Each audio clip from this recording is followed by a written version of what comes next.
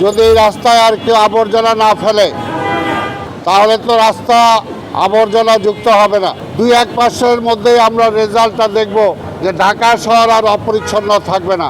আমাদের সামনে যে চিকনগুনিয়া ও ডেঙ্গু রোগের আভাস আমরা পাচ্ছি, সেটা থেকে আমরা মুক্ত হতে পারবো। ঢাকা মহানগরীকে আবর্জনা মুক্ত রাখতে, ঢাকা মহানগরীকে মশা মুক্ত রাখতে, ঢাকা মহানগরীতে নাগরিক সুযোগ সুবিধা নিশ্চিত করতে আমরা অবিরাম চেষ্টা করে যাব এবং আমরা বিশ্বাস করি কিছুদিন পরে অবশ্যই এটার সফলতার মুখ দেখবে। আমি বারবার যে কথাটা বলি, সফল তখনই হব যখন সিটি কর্পোরেশন আর জনগণ একটা মেরুবন্ধনে আবদ্ধ হবে। সিটি কর্পোরেশন 50% দায়িত্ব আর নগরবাসীর 50% দায়িত্ব।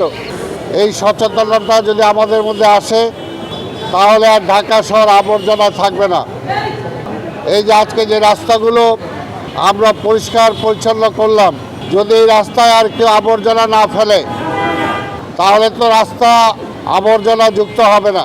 এই ব্যাপারে আমি আবার সাংবাদিক ভাইদের দৃষ্টি আকর্ষণ করব, যারা ফুটপাতের রাস্তায় বিভিন্নভাবে অবৈধভাবে ব্যবসা বাণিজ্য করেন, মূলত তারাই রাস্তাটাকে বেশি অপরিষ্কার করেন।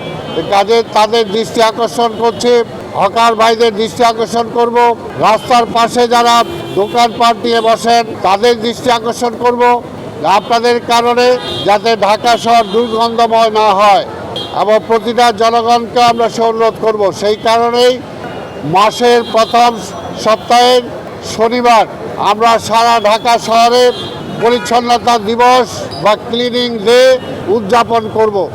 এই ব্যাপারে বিভিন্ন সরকারি প্রতিষ্ঠান, বেসরকারি প্রতিষ্ঠান, স্কুল, কলেজ, সব মার্কেট সবাই মিলে আমরা সিদ্ধান্ত নিয়েছি এবং এই সিদ্ধান্তটা যদি আমরা কার্যকর করতে পারি তাহলে আমি আশা করি 2-1 মাসের মধ্যেই আমরা রেজাল্টটা দেখব যে ঢাকা শহর আর অপরিচ্ছন্ন থাকবে না, ঢাকা শহর পরিষ্কার হয়ে যাবে। তা আমি আর বক্তব্য দীর্ঘায়িত করব না।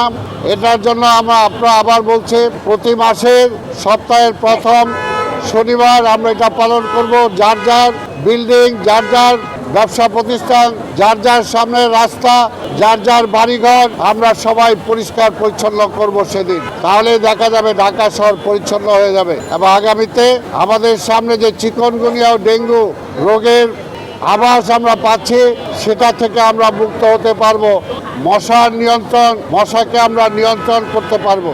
তা আমি আবার এই সাংবাদিক ভাইদেরকে এবং আজকে অংশগ্রহণকারী রেড ক্রিসেন্ট এবং আরেকটি বিডি ক্লিন নামে এবং বিএনপি সহ বিভিন্ন অঙ্গ সংগঠন যারা অংশগ্রহণ করেছে তাদের সবাইকে আমি ধন্যবাদ দিয়ে আমার বক্তব্য এখানেই শেষ করছি।